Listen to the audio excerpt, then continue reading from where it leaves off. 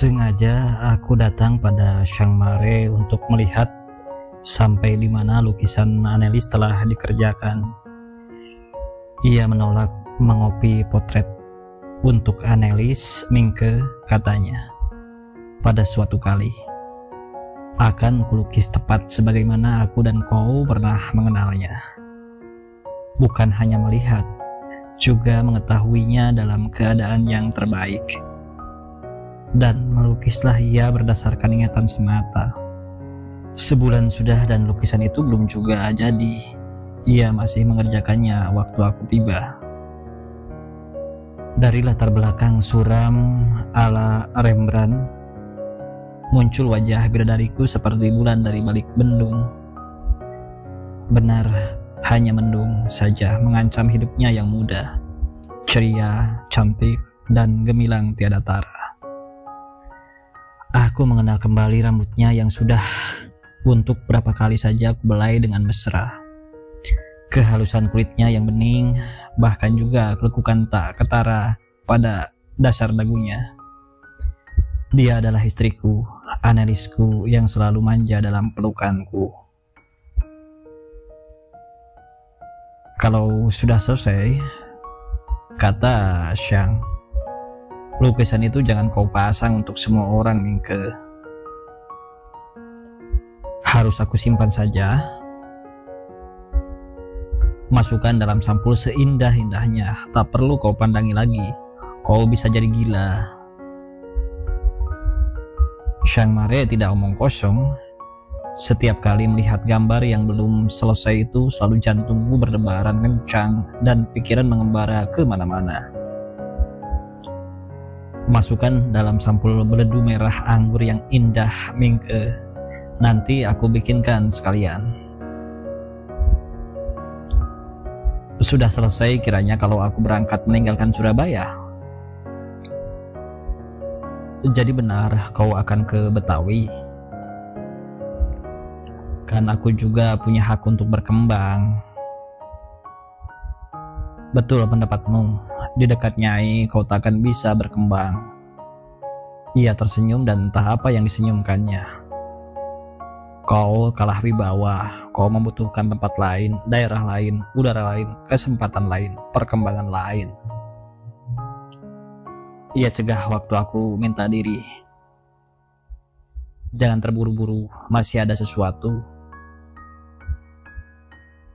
Bagaimana pelajaran Mai? Nampaknya agak lambat. Mungkin terlalu banyak bekerja di rumah, Chiang. Ya, mungkin. Apa artinya pandai kalau tak berbahagia di rumah sendiri? Belajar bekerja juga penting. Belajar membangun kehidupan sendiri. Sekolahan kan cuma penyempurna saja.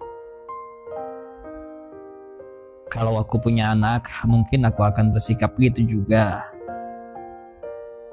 Tak perlu kau mencontoh aku. Pandanganku didasarkan pada cacatku ini. Tanpa dia di dekatku, aku merasa terlalu sunyi. Bagaimana pendapatmu tentang lukisan ini, Minke? Kau memang hebat, Chiang. Tak pernah aku melukis baik ini. Rasa-rasanya pantaslah nanti dipasang di Istana Louvre. Kau harus lihat Prancis, Minke. Istana-istana, taman, tugu, karya seni terindah dalam sejarah umat manusia. Terindah dan teragung, terbesar, gereja-gereja. Belum ada yang sehebat. Maafkan, bukan maksudku membual tentang apa yang bisa dibikin oleh leluhur dan bangsaku. Teruskan, Chiang. Prancis memang dikagumi. Juga oleh guru-guruku dulu, apalagi aku yang cuma murid mereka dan lagi belum pernah melihat Prancis. Hari ini akan datang seorang tamu.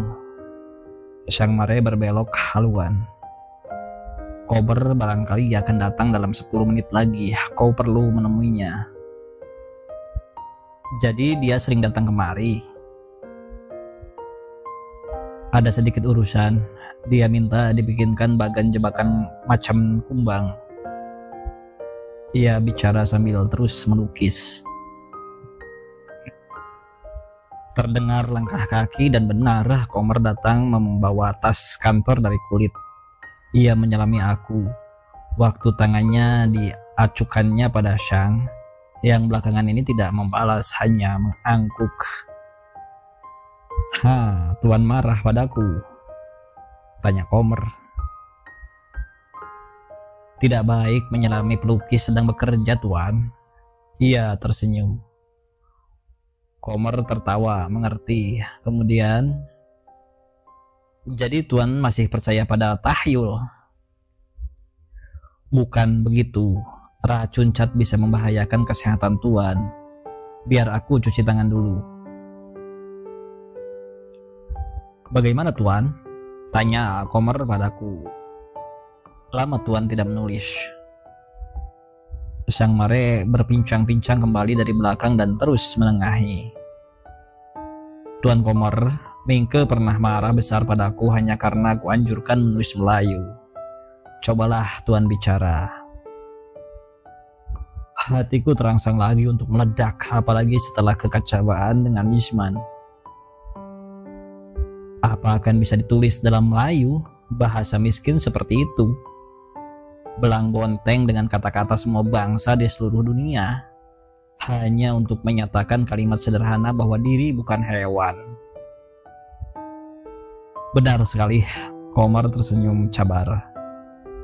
Dari dalam tasnya ia keluarkan berbagai macam surat kabar dan dideretkan ke atas meja. Lihat Tuan Mingke, ini pemberita Betawi. Ini bintang Surabaya. Dan tentu saja dari Surabaya. Tuan sendiri sudah lama kenal. Paling tidak pernah dengar namanya. Ini surat kabar Taman Sari. Sedang surat kabar muda ini, Tuan, penghantar terbitan Ambon. Ambon yang jauh, Tuan. Yang berbahasa Jawa, Tuan dapat lihat sendiri. Ini Retno Dumilah. Jawi Kondo. Ini Melayu lagi, terbitan Sumatera Timur. Perca Barat. Nah, ini setumpuk macam surat lelang dan iklan. Semua terbitan Surabaya. Tuan kenal semua ini. Coba Tuan pelajari selembar demi selembar. Semua dipimpin dan dimiliki oleh orang Belanda, Indo-Eropa, dan satu saja yang Cina, yaitu Perca Barat, terbitan Medan.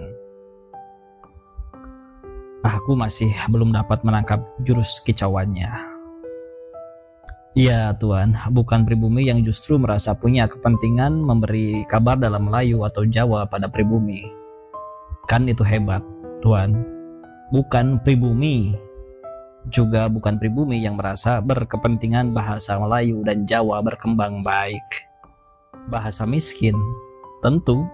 Semua yang dilahirkan memulai hidup tanpa mempunyai sesuatu kecuali tubuhnya dan nyawanya sendiri.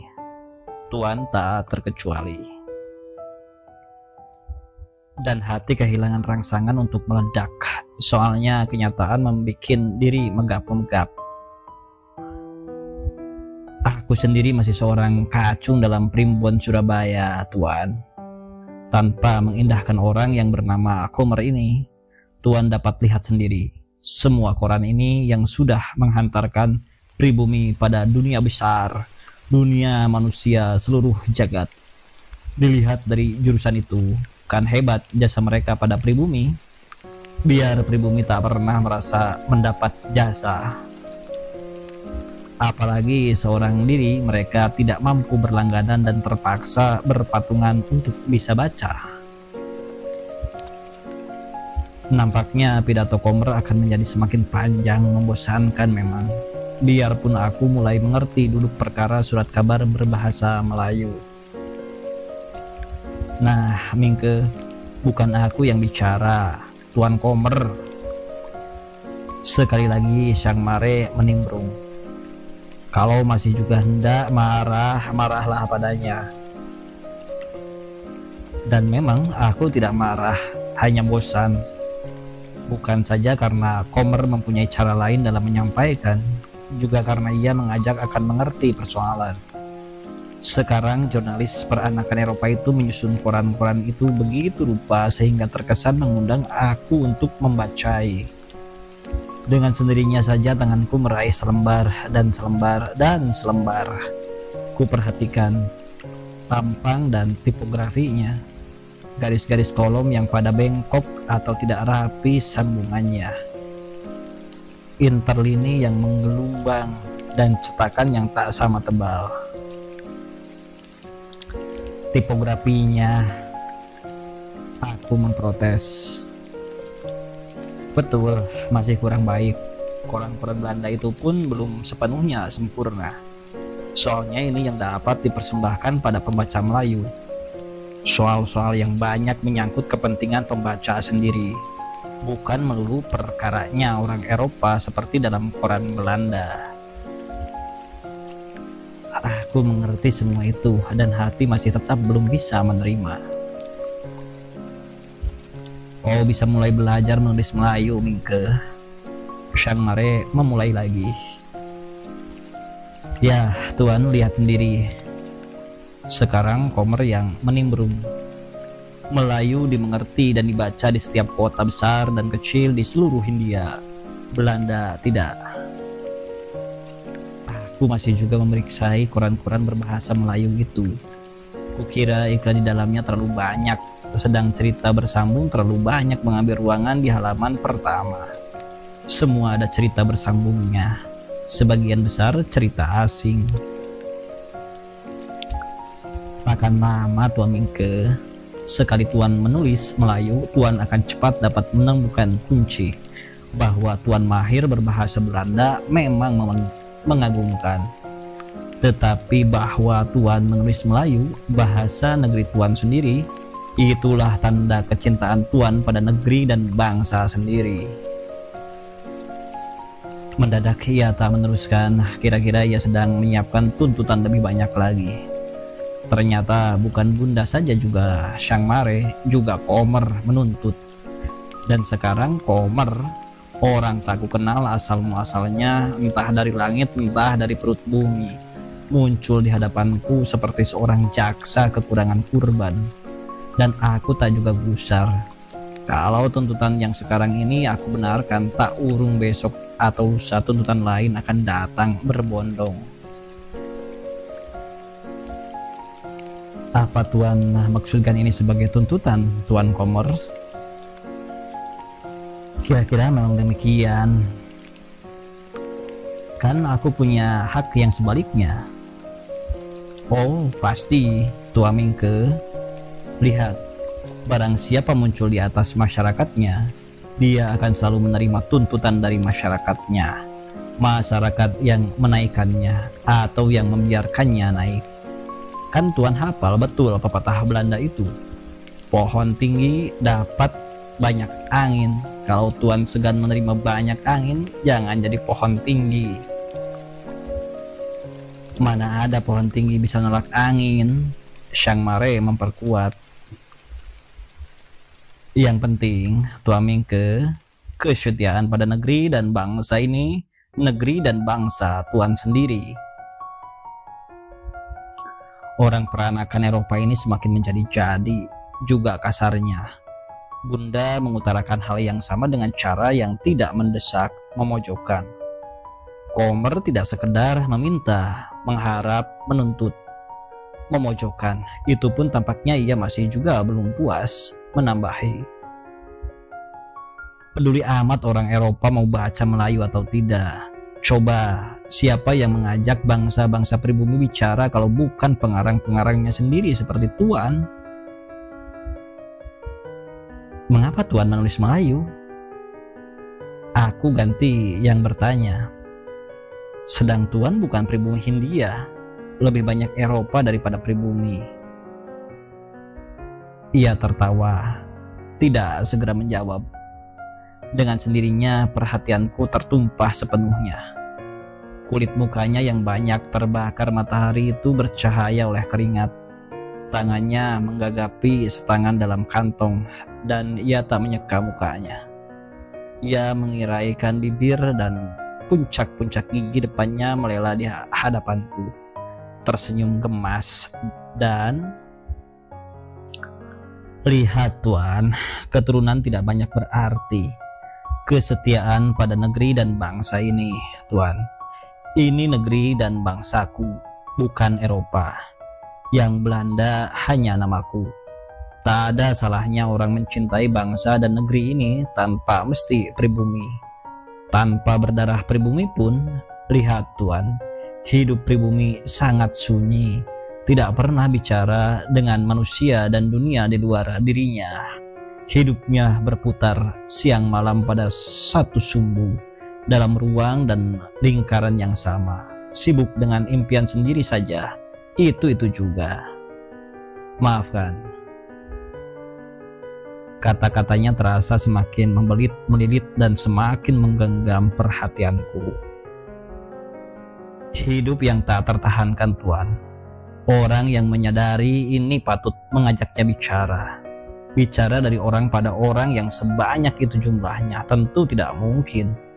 Maka menulislah aku, seorang yang bicara pada banyak orang. Orang yang duduk di hadapanku ini, entah disadarinya entah tidak, telah menyeluhi jalan hidupku sebagai pengarang. Aku anggap dia seorang guru tanpa nama, orang besar tanpa asal. Aku menjadi hormat dan sayang padanya, seakan ia bagian dari tubuh dan otakku sendiri. Ia tidak punya keraguan dalam menyampaikan pikirannya yang dianggapnya benar. Ia seorang nabi kecil. "Mingke," sela Syang Mare lagi.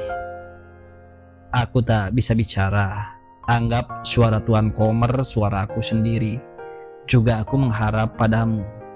Belum sampai hati aku mengatakan menuntut. Bicaralah kau pada bangsamu sendiri. Kau lebih dibutuhkan bangsamu sendiri daripada bangsa apa yang dan siapa itu. Eropa dan Belanda tanpa kau tidak merasa rugi." Ia diam sejenak menatap aku seperti sedang menunggu ledakan kemarahanku menyambar kepalanya. "Kan kau tidak marah pada Tuan Komer?" Ia diam lagi menunggu reaksiku, dan aku memang tidak bereaksi apa-apa. Kata-kata Komer terasa sebagai gelombang besar bergerak hidup dan mengisyaratkan diriku dari pendirian semula. Kalau aku seorang pengarang, aku akan menggunakan bahasaku sendiri. Karena aku pelukis, bahasaku warna. Bahasa antar manusia, bukan antar bangsa. Dengan demikian, orang tak perlu lagi mempelajari bahasa bangsa-bangsa ini, Eropa terutama. Tak ada yang pernah mengatakan tak perlu tanpa mempelajari bahasa bangsa-bangsa lain, terutama Eropa. Orang tak akan mengenal bangsa-bangsa lain, bahkan tanpa mempelajari bahasa sendiri pun orang tak akan mengenal bangsanya sendiri. Jawab Komer cepat seakan sudah dipersiapkannya lebih dahulu. Pertanyaanku kurasakan kekanak-kanakan seperti busa yang mengapung di atas gelombang besar Komer. Dan tanpa mengenal bangsa-bangsa lain, ia meneruskan tanpa memberi kesempatan padaku untuk mendapatkan diriku sendiri. Orang tak akan dapat mengenal bangsa sendiri dengan lebih baik. Kembali aku merasa sebagai anak kembar Remus dan Romulus, anak kembar pendiri Roma yang sedang disusui serigala. "Mengapa kau diam saja, Mingke?" Syang Mare datang dengan anak gelombang. "Tahu kau, kami sedang bicara dengan hati nuranimu, bukan sekedar bermain bibir. Masih kau punya persediaan alasan tak bisa menulis dalam bahasa ibumu sendiri?" Gelombang besar datang lagi. "Tahu Tuan, mereka entah berbangsa apa yang tidak menulis dalam bahasanya sendiri, kebanyakan orang yang mencari pemuasan kebutuhan dirinya sendiri. tidak mau mengenal kebutuhan bangsa yang menghidupinya, karena kebanyakan memang tidak mengenal bangsanya sendiri. Tak kenal bangsa sendiri, ucapan yang sungguh berlebihan dan menyakitkan seperti pukulan mata kapak tumpul. Lebih menyakitkan karena berasal dari orang-orang bukan pribumi Indo dan Perancis. Aku tak kenal bangsaku sendiri pada mata mereka. Aku. Kau masih juga tak bicara, desak Shang. Memang masih diperlukan waktu untuk memikirkan, Tuan Mare.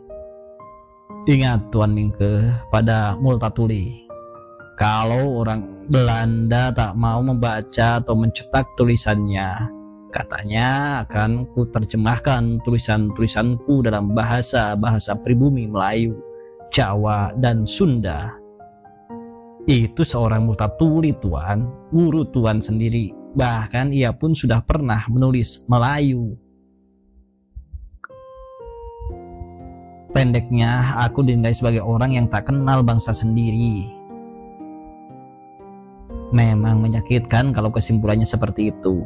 Keras, tapi begitulah kurang lebih. Dan karangan-karangan Tuan sendiri, nampak Tuan lebih tahu tentang orang-orang Belanda dan Indo. Itu tak benar, aku mahir berbahasa Jawa. Belum berarti Tuan mengenal bangsa Jawa lebih baik. Pernah Tuan mengenal kampung dan dusun orang Jawa, di mana sebagian terbesar bangsa Tuan tinggal? Paling-paling Tuan hanya melaluinya saja. Tahu Tuan apa yang dimakan petani Jawa? Petani bangsa Tuan sendiri. Dan petani adalah sebagian terbesar bangsa Tuan. Petani Jawa adalah bangsa Tuan. Apa yang Tuan maksud dengan mengenal? Kusambut ranting apa saja untuk dapat bertahan dari gelombangnya, dan gelombangnya yang makin lama makin menyakitkan juga.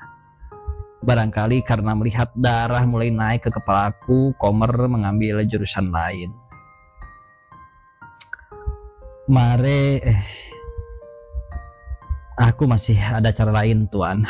Tuan Mare, mana bagian jebakan macuan itu? Mare menarik laci meja dan mengeluarkan selembar kertas.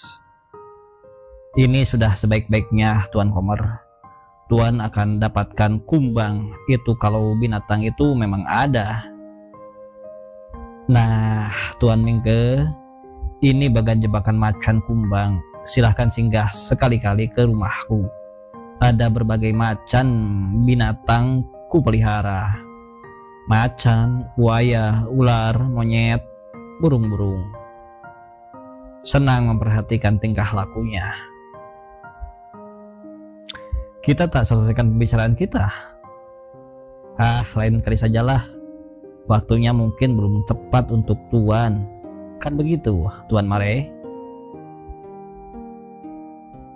Tuan tangkap sendiri binatang-binatang itu. Komer mengangguk. Kumbang itu untuk tambahan. Tanyaku lega terbebas dari pukulan gelombangnya.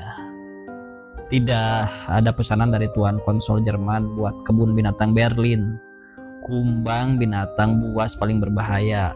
Hidup di tanah, semak, padang ilalang, dan pepohonan.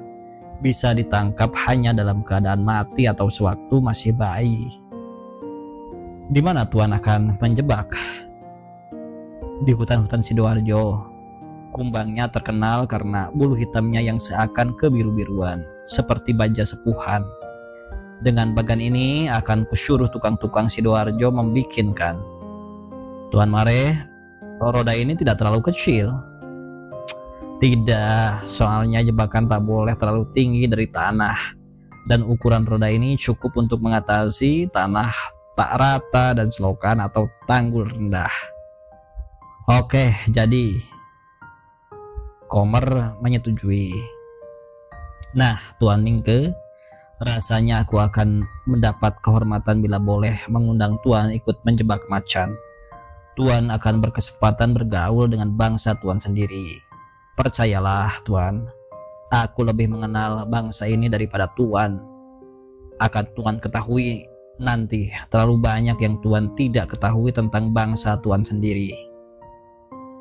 Katanya yakin dan menantang, mendekati kurang ajar. Mungkin dia benar, tetapi kata-katanya tidak simpatik, menyinggung. Namun aku tak dapat membantah. Aku akan uji kebenaran bualannya. Aku akan tanyakan padanya, ia membaca tulisan dan bahasa Jawa atau tidak. Kalau ya, buku apa saja yang telah ditelannya. Ia akan tersudut bila ternyata tidak. Tetapi aku ragu memulai. Sekali Tuan mengauli bangsa Tuan sendiri, Tuan akan menemukan sumber tulisan yang tak akan kering-keringnya. Sumber tulisan abadi. Kan dalam salah satu tulisan pada salah seorang sahabatnya, Kartini pernah mengatakan, mengarang adalah bekerja untuk keabadian. Kalau sumbernya abadi, bisa jadi karangan itu menjadi abadi juga. Banyak benar yang Tuan ketahui tentang Kartini. Apa boleh buat Tuan, orang sepenting itu, suratnya dibacakan orang di mana-mana. Jadi kapan Tuan berangkat ke Sidoarjo? Tuan menerima undanganku.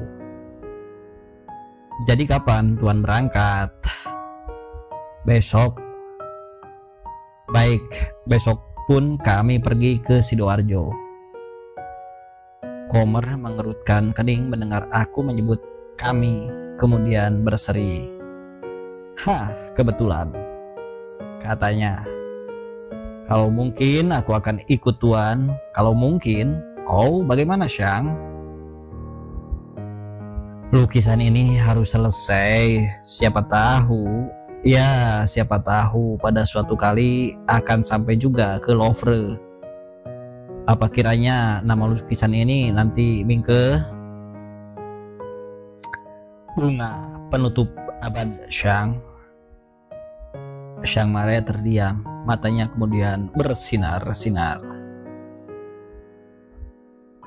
Nama itu memberi pikiran baru padaku. Kalau begitu, latar belakang dan kilat matanya harus disesuaikan. Juga bibir, mingke, karena dia harus bisa berkisah tentang abad yang lewat dan kilat mata tentang harapan mendatang. Aku tak memahami maksudnya, maka kau pelukisnya, terserah padamu.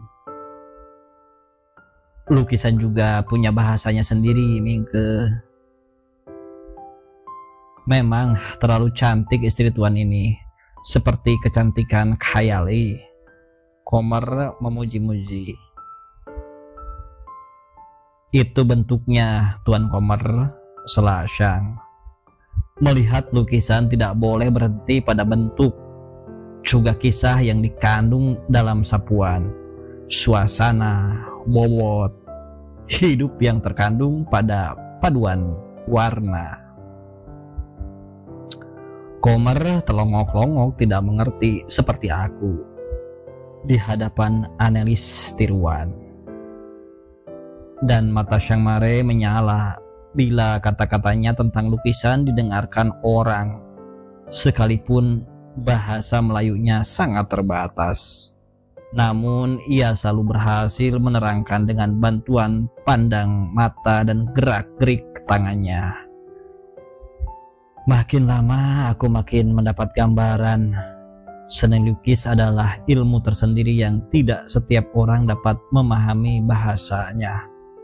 Lebih baik aku diam mendengarkan. Komer belum juga pergi dan ikut mendengarkan. Dan untuk kesekian kalinya terpikir olehku, lulus HBS ternyata hanya makin membikin orang tahu segala ketidaktahuan sendiri. Maka kau harus belajar berendah hati, mingke. Kau lulusan HBS, sekolahmu itu belum lagi apa-apa.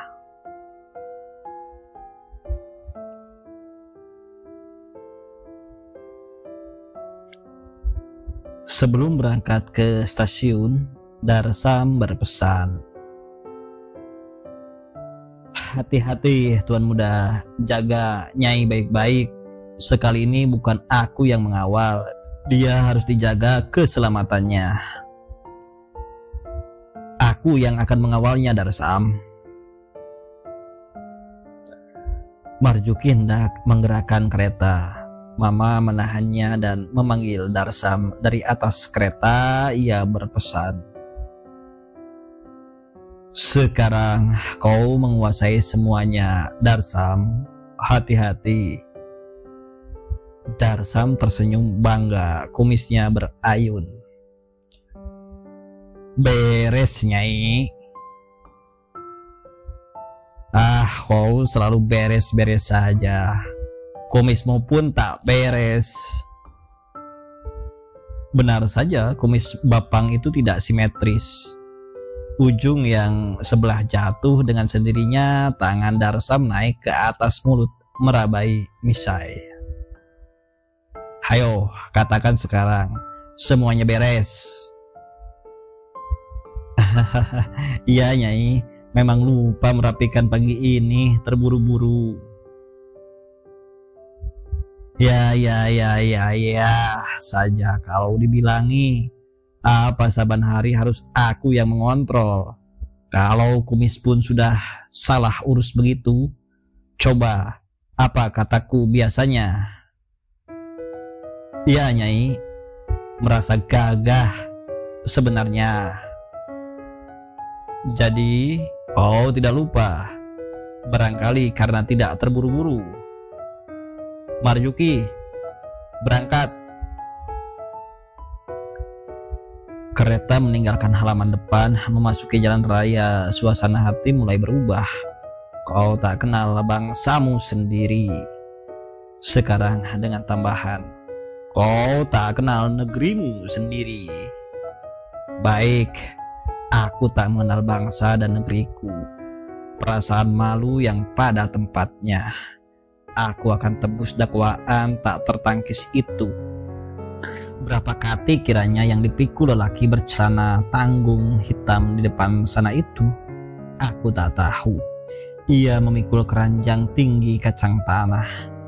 Akan dijual pada siapa? Di mana? Kacang cuma sepikul itu. Aku tak tahu. Berapa harganya? Aku tak tahu. Apa cukup untuk makan barang seminggu? Aku tak tahu. Tak tahu. Tak tahu. Apa badannya cukup sehat untuk memikul? Juga tidak tahu. Apa ia terpaksa memikulnya? Makin tidak tahu. Berapa panennya dalam setiap 100 meter persegi? Gila, pertanyaan ini mulai menganiaya pikiran. Ya, itu baru tentang seorang pemikul kacang.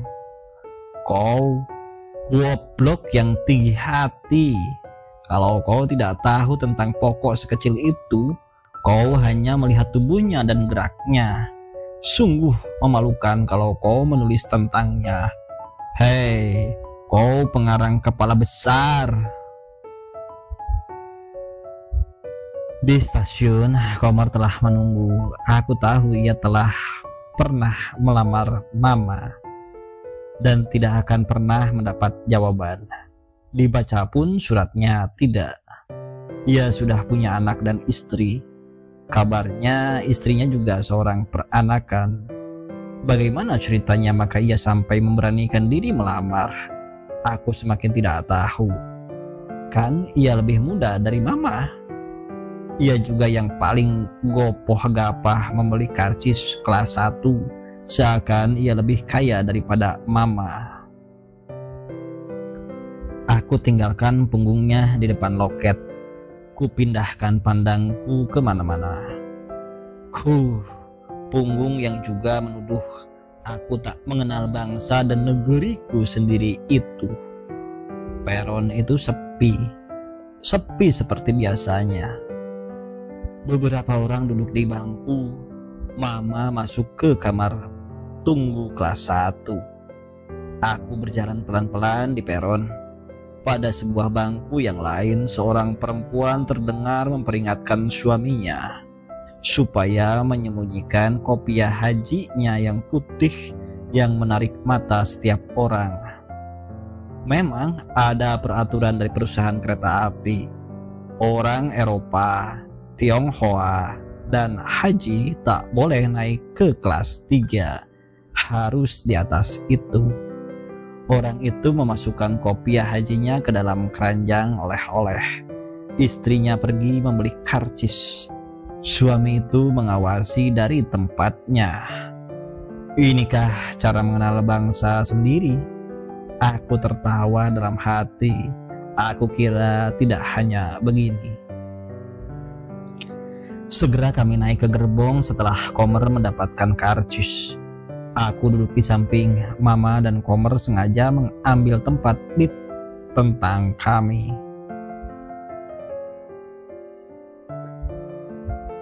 20 tahun lebih tak kulihat pedalaman. Mama memulai.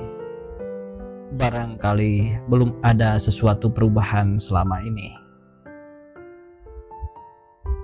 Tak ada yang berubah, Nyai, sama seperti dulu. Sambut Komer dan kemudian bertanya. Orang bilang Nyai berasal dari Sidoarjo. Benar itu, Nyai?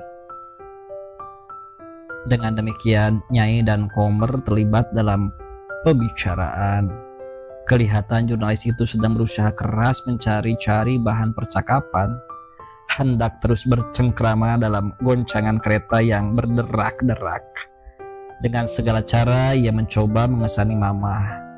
Dirinya seorang terpelajar, punya perhatian pada perdagangan, bacaan, dan pertanian, perburuan, dongeng rakyat, dan terutama masalah kolonial.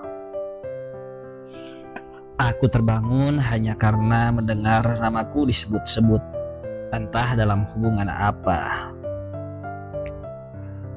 Telah aku anjurkan pada Tua Mingke untuk menulis Melayu atau Jawa. Nampaknya ia masih ragu, kata Komer. Bundanya sendiri merindukan tulisan-tulisannya dalam Jawa, Mama menerangkan. Nah, Tuan Mingke, sambar Komer begitu ia melihat mataku terbuka. Bunda Tuan sendiri, tak lain dari Bunda Tuan sendiri. Suara itu langsung menjadi tudingan terhadap kantukku. Bahkan menguap pun aku tak jadi. Barangkali benar juga, Nak. Sekarang Mama menimbrung. Kalau aku baca tulisan-tulisan Prancis atau Winger senior dan junior, malah juga Tuan Komer sendiri dan Johannes, bahasa Melayu pun ada kesedapannya sendiri. Kau perlu mencoba, kiraku. Tak ada gunanya terpaksa menulis dalam Melayu, lebih baik dengan keinginan sendiri. Sekarang Komer semakin menjadi-jadi. Mengapa terpaksa, Tuan Komer? Mama bertanya. Terpaksa, Nyai. Pada suatu kali orang-orang pribumi akan dikecewakan oleh koran-koran Belanda kolonial itu dan terpaksa menulis dalam bahasanya sendiri. Koran-koran itu tak pernah membicarakan kepentingan pribumi, seakan di Hindia ini yang ada hanya orang Eropa saja.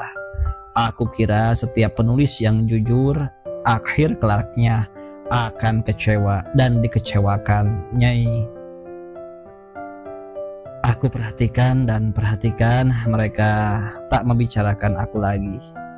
Aku kira aku tertidur. Memberi kesempatan pada Komer untuk memamerkan bulu kejantanannya. Dia tak akan mencoba menanyakan nasib surat lamarannya, kiraku. Dan waktu aku terbangun lagi, ia sudah tersandar di pojokan. Mama sedang menikmati pemandangan. Sebetulnya aku malu mengakui, tapi memang inilah untuk pertama kali aku memperhatikan mertuaku. Sendirian tidak di dekat Annelies.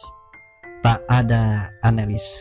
Kejeritaannya muncul secara wajar, dan ia sama sekali tak dapat dikatakan tua.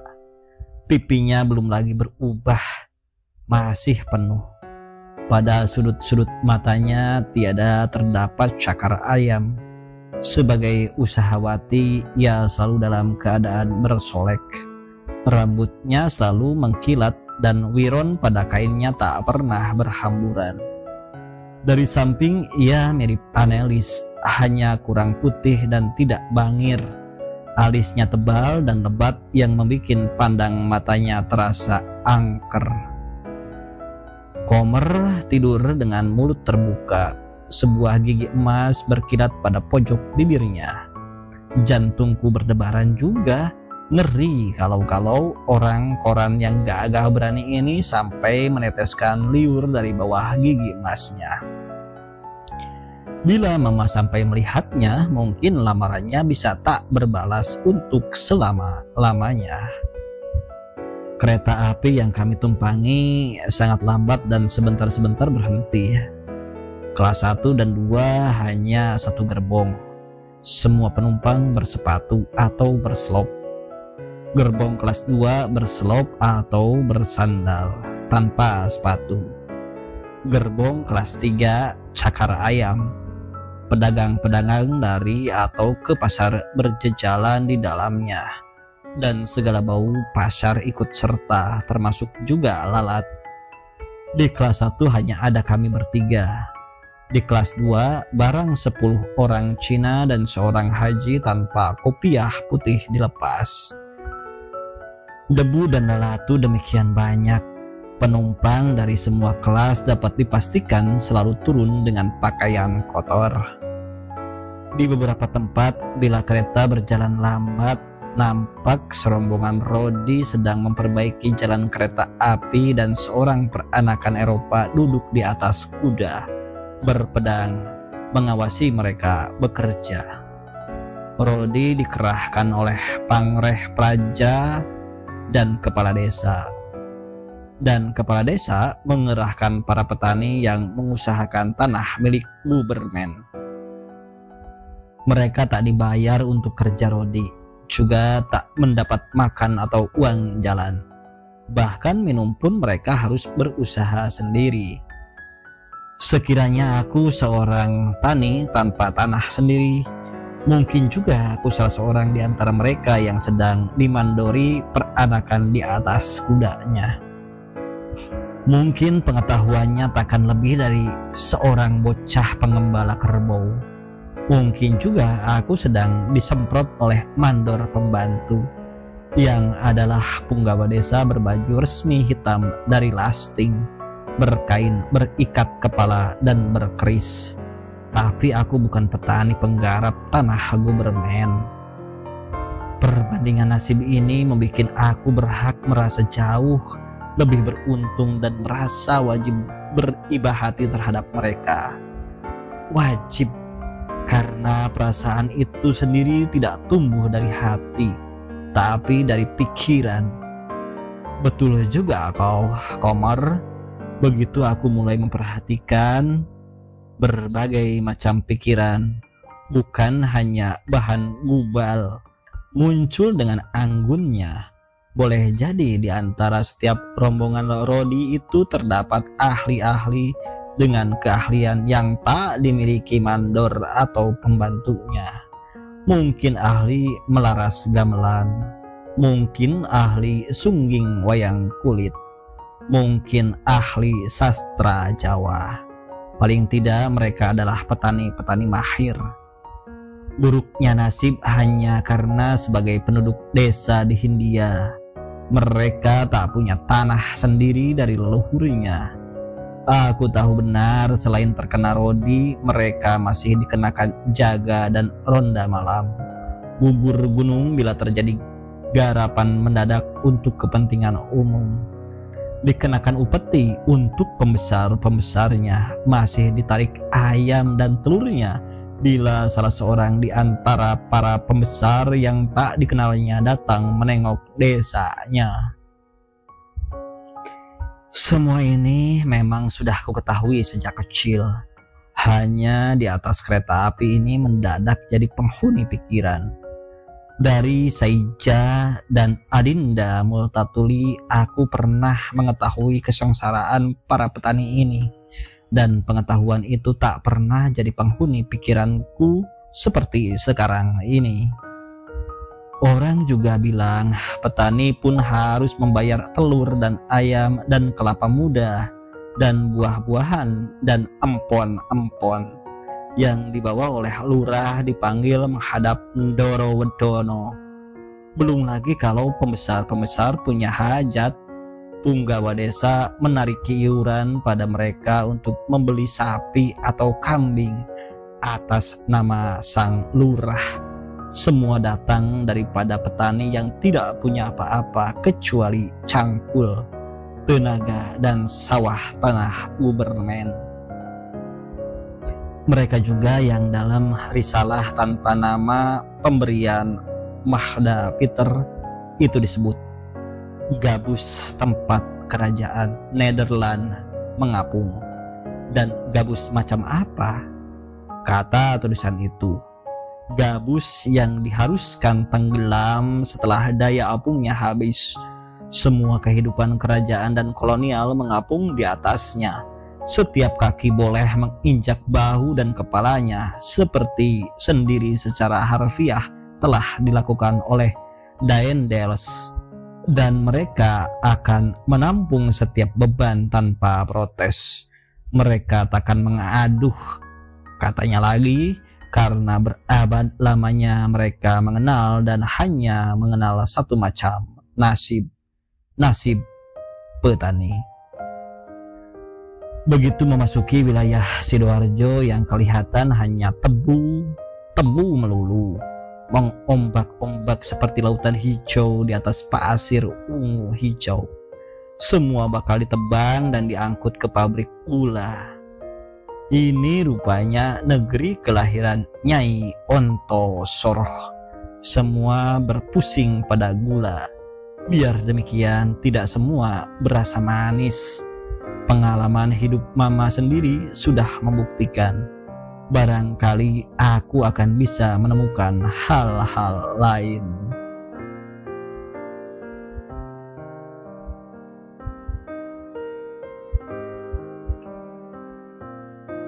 Tujuan kami adalah keluarga Sastro Kasir, abang mama. Tak banyak yang kuketahui tentangnya.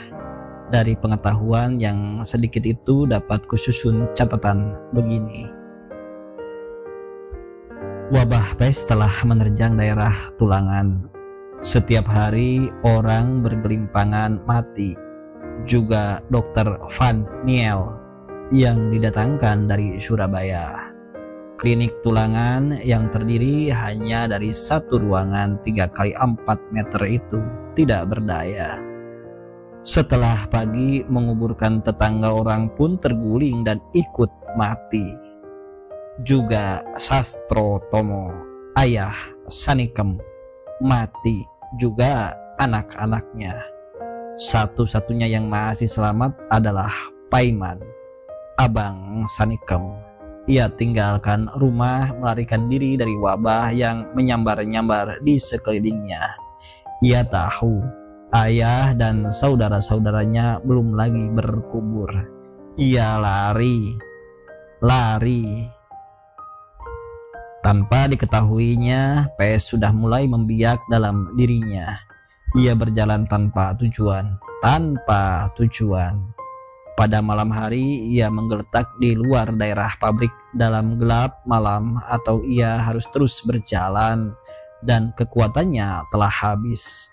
Ia golekan badan di bawah sebatang pohon asam dan ia tahu betul pohon itu berdiri di pojok pertigaan jalan kecil yang ke kanan menjurus ke kuburan. Ia tak mau berakhir dengan kuburan itu. Ia harus hidup. Ia belum mau mati. Badannya telah terbakar oleh demam. Sudut-sudut tubuhnya mulai terasa mengganggu. Dan malam itu gelap pekat tanpa angin. Mata itu mengapa dia terus juga tertarik ke jurusan kuburan? Sudah berapa orang yang dikenalnya ditanam di sana seperti orang menanam cangkokan jeruk dan mangga dan jambu. Cangkokan yang tak bakal tumbuh atau semi, lenyap di sedot tanah. 20 orang, 25. Ia tak mampu menghitung, kepalanya terasa terbakar. Dalam kegelapan dan kesepian malam, antara sebentar nampak olehnya bersitan-bersitan api merah dan merah kehijauan membumbung dari kuburan-kuburan itu, seperti ditiup dari bumi menerobosi kegelapan malam tanpa angin, mencapai titik puncak dan membuat lengkung turun yang panjang sekali, seperti terbang menghilang kemana saja. Dilihatnya ada juga bersitan api yang menuju ke kampung-kampung, juga ke Tulangan. Ia takut dan tubuhnya tak mampu melaksanakan kerinduannya untuk pergi dari tempat yang menakutkan itu. Hanya satu yang ia rasakan masih jadi bukti hidupnya. Seruan tak habis-habisnya dalam hati. Hidup, hidup, aku harus hidup. Hidup, hidup. Embun pagi membangunkannya. Samar dirasainya embun itu mengurangi rangsangan demam. Waktu matahari mulai muncul, diketahuinya datang seorang tua padanya. Ia dengar suaranya berbisik penuh kasih. Anak semuda ini, belum sepatutnya kau mati, nak. Keluar dari kampungmu pun barangkali baru sekali ini. Orang itu berjenggot dan bermisai putih. Ia ingin sekali minta tolong, tetapi lidah pun ia tak kuasa menggerakkan. Samar nampak olehnya kakek itu menurunkan tas gantungnya dari anyaman rotan. Dari dalamnya ia keluarkan botol. Ia tuangkan isinya ke mulut Paiman, kemudian pergi lagi. Barang 4 jam kemudian ia datang lagi, menuangkan isi botol ke mulutnya lagi. Seperti seorang dewa turun dari langit, kakek itu kelihatan segar bugar dalam keganasan wabah. Nampaknya tak ada suatu ketakutan tergambar pada wajahnya. Botol itu kini telah kosong dan dimasukkan kembali ke dalam tas gantung. Dan Paiman selamat karena minuman itu. Ia tak tahu betul apa yang diminumkannya padanya untuk kedua kalinya itu, seperti minyak tanah. Beberapa kali orang tua itu masih datang lagi dan meminuminya lagi.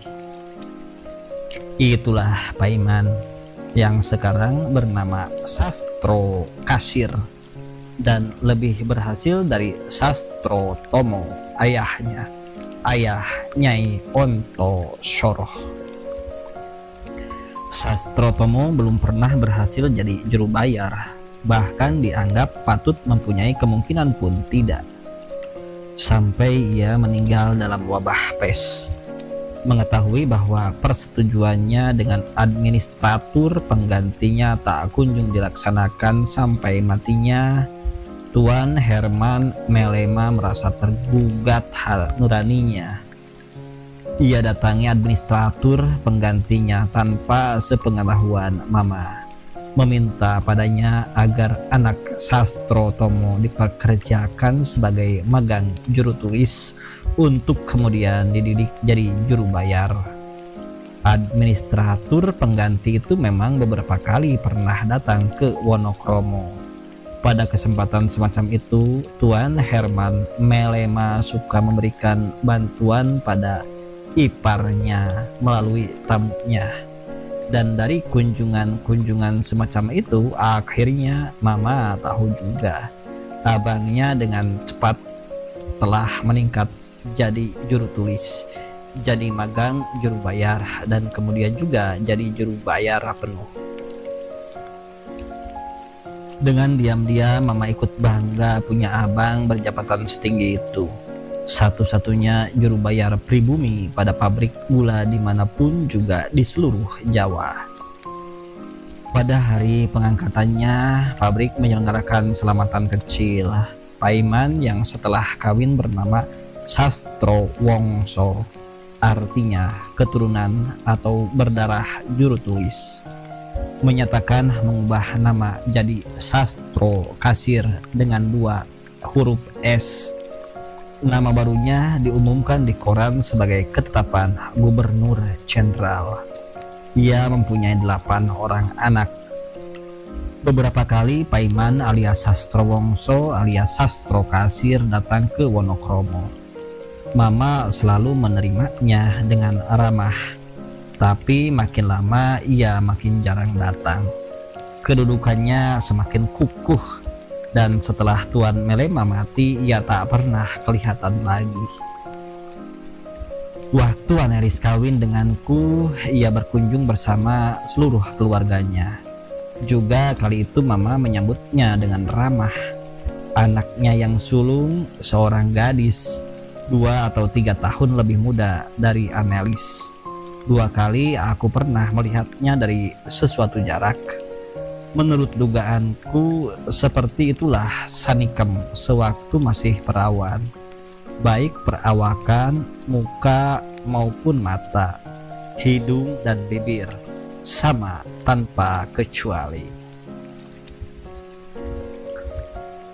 Sudah sejak di atas kereta api aku menduga jangan-jangan mama pergi ke Sidoarjo bukan untuk berlibur, melamar untukku, melamar Surati, anak sulung Sastro Kasir. Tidak tidak mungkin Mingke kawin dan bisa hidup dengan perempuan yang masih totok Jawa. Tidak mungkin, Ma. Bukan karena aku menghina ibuku dan perempuan yang masih sepenuhnya Jawa. Pikiran dan kebiasaannya. Aku punya pilihan sendiri. Kau pun, Ma. Kau pun takkan bisa lagi bersuamikan seorang lelaki yang masih sepenuhnya totok. Pikiran Eropa sedikit atau banyak telah mengubah pandangan kita tentang banyak hal, telah memberikan pada kita syarat-syarat baru yang harus juga dipenuhi. Juga aku dan persoalan bersuami istri bukan hanya hubungan pria dan wanita semata. Kau juga tahu itu, Ma. Maafkan bila maksud kedatanganmu memang hendak melamarkan untukku. Berapapun indah dan mulia tujuannya, aku tak bisa, tak mampu. Duga sangka ini membuat aku jadi gelisah, waspada. Sebaiknya mama nampak begitu riang bagaikan anak gadis, seperti rama-rama keluar dari kepompong. Ia kehilangan gaya hidupnya yang angker selama ini. Makin pesolek, banyak tertawa, senyum dan bicara. Ia tak begitu serius dengan perusahaan yang akan dirampas oleh Maurits Melema. Turun di stasiun Sidoarjo, tak ada lagi keluarga Sastro Kasir datang menjemput. Mama memang tidak memberitahukan. Komer memanggil Dokar dan menawarkan diri hendak mengantarkan sampai ke Tulangan. Mama tertawa menolak. Tulangan masih jauh dari sini, Tuan. Aku tahu Tulangan, Nyai. Ya, takkan lebih dari 10 km katanya. Tuan boleh berkunjung kalau suka, hanya jangan sekarang. Dan Dokar kami berangkat ke Tulangan. Tebu, tebu, tebu hampir di sepanjang perjalanan kami. Para petani tak berbaju itu memerlukan berhenti di pinggir jalan hanya untuk melihat penumpang Dokar. Anak-anak kecil telanjang bulat, badan kotor, hidung basah, jorok bermain-main di pinggir jalan, menggembala. dan aku ada di antara mereka juga sekiranya dilahirkan oleh keluarga tani. Ini macam negeri kunak, hanya tebu. Benar katamu, semua berkisar pada gula, juga kejahatannya, juga impian-impiannya. Lebih 10 pabrik gula di negeriku ini, Nyo. Kalau pabrik mulai menggiling, pesta, tak henti-hentinya pesta. Orang menumpahkan kekayaan dan kejagoannya dalam pesta. Di mana-mana orang terjungkal di jalanan, mabok, dan ditikar perjudian. Anak, istri, adik juga berpindah tangan jadi taruhan. Sekali-kali kau perlu juga menonton. Sayang, sekarang bukan awal musim giling.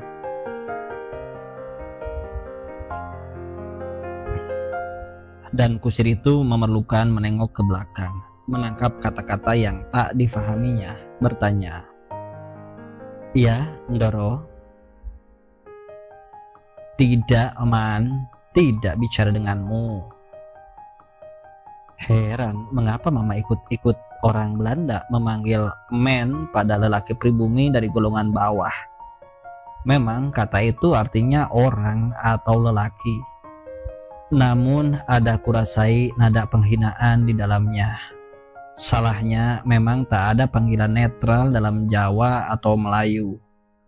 Bolehlah aku namai ini kemiskinan pada bahasa ibuku, sehingga orang selalu harus sampai hati menghina. Mengapa pikiran ini menjadi gila mencari-cari pekerjaan? Besok atau lusa, Nak, kau bisa lihat-lihat Tesha. Kan kemarin kau bilang Komer mendakwa kau tak kenal bangsa sendiri. Sebenarnya aku sendiri merasa ikut tertuduh. Tidak, dia tidak sepenuhnya keliru. Mungkin agak berlebihan, tapi aku mengerti maksudnya. Dia terlalu mencintai segala yang serba pribumi kecuali kekurangan dan ketidaktahuannya. Dia mencintai segala yang pernah dimiliki, dibuat dan dikenal oleh leluhur ibunya. Waktu kau tidur tadi, dia bicara berkobar tentang candi-candi. Ia katanya pernah mengajak Shang Nare berlibur mengagumi candi-candi yang ada. Shang hanya tertawa, tidak mengerti apa itu candi. Komer mencoba menerangkan, Shang semakin tertawa. Komer mencoba membalas dengan mengecilkan tugu-tugu di Prancis yang diagungkan dunia. Soal yang tidak menarik, tiba-tiba Mama bertanya, "Sudah pernah melihat candi?" "Belum, Ma." "Aku pun belum, karena bangunan itu dibikin untuk jadi abadi. Kiranya memang ada sesuatu yang hendak diabadikan padanya." Semakin tak menarik. "Pernah membaca sesuatu tentang Paris, tentang Prancis?" "Secara khusus belum, Ma." Entah mengapa, kadang aku sangat tertarik pada negeri ini. Tak dapat kubayangkan seperti apa, tapi aku tertarik. Mungkin Mama tertarik pada kualitas Shang Mare, tapi aku tak menanggapi. Dan Komer? Mengapa Komer? Pendapat Mama tentangnya.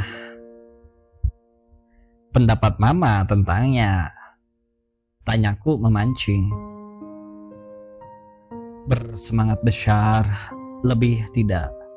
Sebentar lagi, entah 5, entah 10 tahun lagi, kau akan jauh melaluinya. Mah, bukan itu yang kumaksud. Kau senang kalau aku menerimanya. Yang bagaimana yang Mama cita-citakan? Wajah Mama nampak kemerahan seperti gadis tak berpengalaman. Betapa bahagia ia sekarang. Nampaknya Sastro Kasir sangat dikenal di Sidoarjo. Kusir itu tahu tepat di mana rumahnya. Dan di sana Dokar berhenti. Rumah itu sebuah gedung batu, rumah terhormat di dalam kompleks pabrik gula Tulangan. Sastro Kasir satu-satunya pribumi yang mendapat rumah di dalam kompleks itu. Pintu depannya tertutup dan jendela-jendela terbuka. Dari atas tabir dapat dilihat ruang tamu yang tak begitu sempit dan perabot yang biasa nampak pada rumah-rumah orang Eropa. Kalau ada perbedaan, itu sedikit saja. Di sini tak nampak ada buku yang pada orang Eropa biasanya menjadi perabot kebanggaan. You Jumilah, Kat. Nyai memanggil-manggil. Mama sedang memanggil iparnya, istri Sastro Kasir. Aku belum pernah melihatnya, sekalipun pernah datang pada pesta perkawinanku. Tapi suaminya aku tahu dan kenal. Seorang perempuan nampak jauh lebih tua daripada Mama. Membukakan pintu. Ia berdiri tak mengerti di hadapan kami. Yuk Milah, sudah lupa. Sanikem. Ai, dek ikem ini. Ai, mari masuk. Masih muda saja begini. Ia gopoh gapah menyambut menyilahkan kami duduk di sice kebanggaan. Ya, beginilah keadaannya. Jangan disamakan dengan gedung di Ikem. Kusir menurunkan bawaan kami dan memasukkan ke dalam rumah. Jumilah sendiri masuk lagi untuk memberes-bereskan kamar, kemudian muncul lagi dan memberondong. Ya, kamarnya sederhana saja, jangan kecewa. Ia selalu bicara Jawa, satu-satunya bahasa yang diketahuinya. Tentunya sangat lelah. Biar aku siapkan minum dulu. Dan ia menghilang ke belakang. Tak lama kemudian muncul seorang gadis bopeng membungkuk-bungkuk membawa talam minuman dan berjalan berlutut menghampiri kami. Dari belakang terdengar suara Jumilah. Minum dik, kebetulan sedang ada air mendidih. Gadis bopeng itu menyusun minuman di atas meja, beringsut-ingsut dan pergi lagi. Nyai bangkit dari kursi dan melihat-lihat seluruh ruang tamu. Di atas sebuah pintu kamar terpasang dua gambar Sri Ratu Wilhelmina. Pertanda di dalam kamar itu tinggal dua orang lulusan Volksschool pabrik. Tentu dua orang di antara anak-anak Sastro Kasir. Dua orang anak lelaki perempuan belum biasa bersekolah di kota-kota kecil, apalagi Tulangan ini.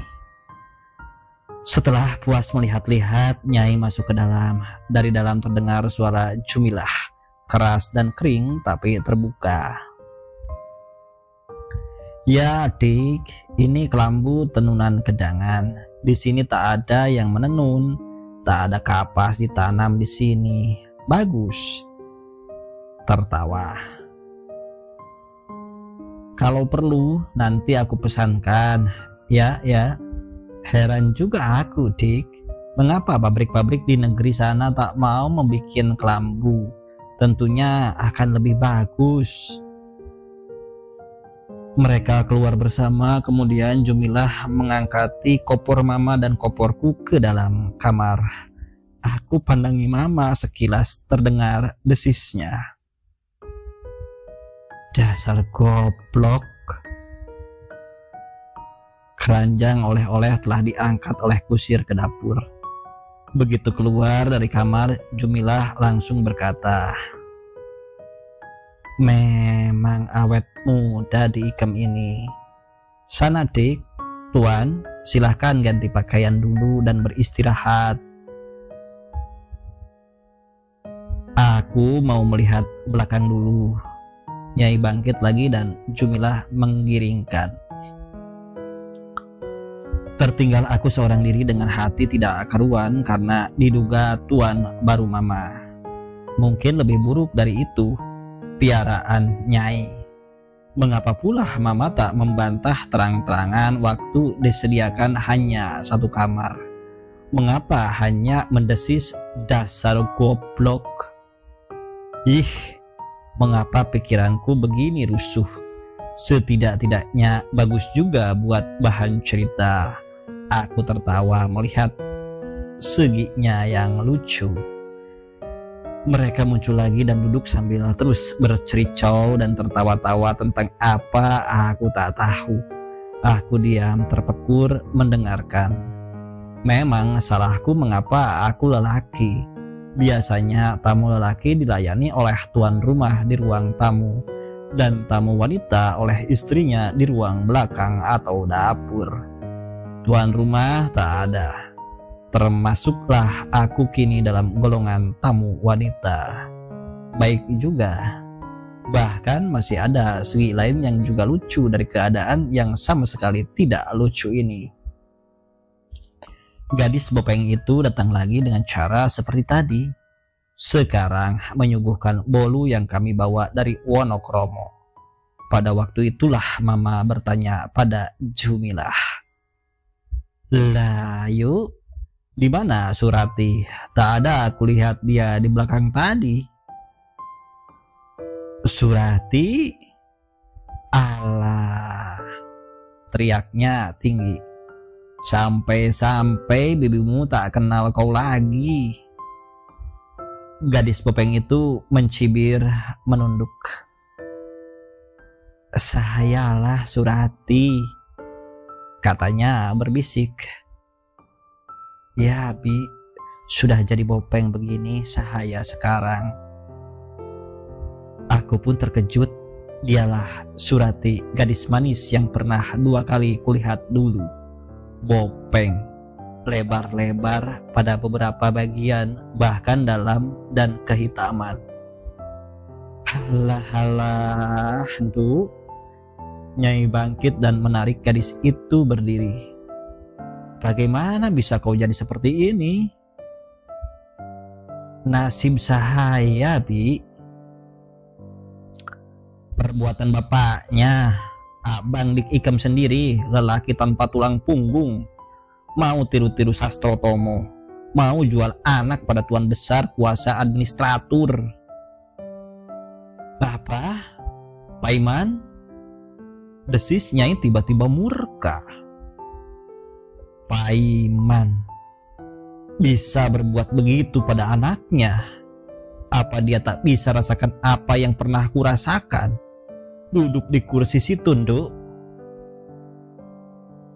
Duduk di kursi situ, Nduk. Dan Surati duduk menunduk sebagaimana mestinya adat gadis muda di hadapan orang tua. Apalagi di depan seorang pria yang tak pernah dikenalnya. Jumilah mulai berkicau, menyalahkan dan mengutuk suaminya. Seperti arus air kali pada bagian alur curam mendapat jalan lepas. Antara sebentar kicaunya diselingi seruan-seruan Nyai. Anak secantik itu, semanis itu, sekarang jadi begini. Diam-diam aku ikuti 3 orang wanita itu bicara, bersahut-sahutan membentuk suatu kerangka cerita. Dan mama terbakar oleh perasaannya sendiri. Kembali di alam asalnya. Begini nampak ia sama tidak terpelajarnya dengan Jumilah. Diombang-ambingkan perasaan berlebihan. Sedang Surati sendiri berkisah seakan menceritakan pengalaman orang lain. Seakan ia tak pernah menyesali hilangnya kerupawanannya. Mereka terus juga bicara. Mama terus juga merintih, mengaduh, mengerang, kehilangan semua tawa dan senyum. Pengalaman si gadis dari bunga tulangan jadi gadis bopeng yang tak menarik siapapun, bahkan juga mama dan aku, telah membangunkan rangka cerita yang besar dan sangat menarik hatiku untuk menuliskannya. Dan aku berjanji untuk mengabadikannya, sekalipun hampir-hampir merupakan ulangan pengalaman mama sendiri. Lebih 1 jam mereka bicara dan bicara, sama sekali lupa aku ada di antara mereka. Hanya seruling pabrik yang menyadarkan hari telah jam 5 sore, memberitahukan pada para pekerja jauh-jauh di perladangan tebu, hari kerja telah berakhir. Tuan belum juga beristirahat? Tanya Jumilah dengan nada minta maaf. Dik Ikem, tolong antarkan tuannya ke kamar. Aku lihat masih ada kamar lain, biar dia pakai kamar itu, kata Nyai. Mengapa mesti terpisah? Protes Jumilah. Ngawur, ini kan suami Anelis. Walah, suami Anelis. Ya, bagaimana kabar Anelis? Kata orang dibawa ke negeri Belanda. Baik-baik saja, Yu. Belum ada kabar. Sudah. Kalau begitu, biar aku siapkan kamar lain. Sekaligus aku mengerti iparnya sendiri memandangnya sebagai wanita rendah susila. Aku mendaham dan selesai soal yang tiada terusapkan itu. Pendeknya aku mendapat kamar tersendiri, mungkin juga kamar Surati. Memasuki kamar yang baru habis dibersihkan dengan ranjang baru dikelambui, anganku melayang pada kekecewaan mama. Ia akan batalkan niatnya hendak melamar. Kasihan wanita yang hendak mengikat aku itu. Kegagalan ini menjadi petunjuk. Di waktu dekat mendatang aku akan berhasil meninggalkan Surabaya dan sekaligus Wonokromo. Hari memasuki senja. Waktu lampu menyala, baru aku menyadari penerangan rumah ini listrik. Beberapa detik kuperlukan mengagumi lampu yang menyala tanpa minyak, tanpa sumbu, tanpa gas ini. Pikiranku melayang pada Edison dan menundukkan kepala menghormatinya. Dalam hidupku ternyata telah 2 dari penemuannya kunikmati, fonograf dan bola listrik. Juga bola listrik ini tidak hanya aku dengar dari cerita atau kubaca dari koran atau majalah. Setelah mandi, aku tak berangin-angin sore sebagaimana umumnya seorang tamu menjelang makan malam. Aku mulai mencatat kisah hidup Surati. Itu pun tidak bisa tenang. Sebentar kemudian terdengar mama mengamuk dan suara perlahan seorang lelaki kadang-kadang menjawabi. Jadi Sastro Kasir sudah datang dan kena rangsang. Makan malam itu dilakukan dengan diam-diam dalam suasana permusuhan. Aku menarik diri terlebih dahulu dari meja sebelum pertarungan dimulai lagi. Mula-mula suara Jumilah yang menyerbu masuk ke dalam kamarku. Dasar lelaki tak punya tulang punggung, seperti wayang kehilangan gapit. Beruntung tidak ada perang. Bakal bagaimana tingkahmu kalau ada? Dasar turunan budak. Mama terdengar menimpal. Sanikem, kau jangan ikut-ikut. Kau sudah senang justru karena jadi nyai-nyai. Tangkis Paiman alias Sastro Wongso alias Sastro Kasir. Bukan aku. Kau jadi juru bayar karena aku dijual bapakmu, tahu? Kau justru senang karena itu. Tangkis Sastro Kasir. Aku senang dari jerih payahku sendiri, bukan karena jadi nyai-nyai. Oh. Aku senang dari jerih payahku sendiri, bukan karena jadi nyai-nyai tolol.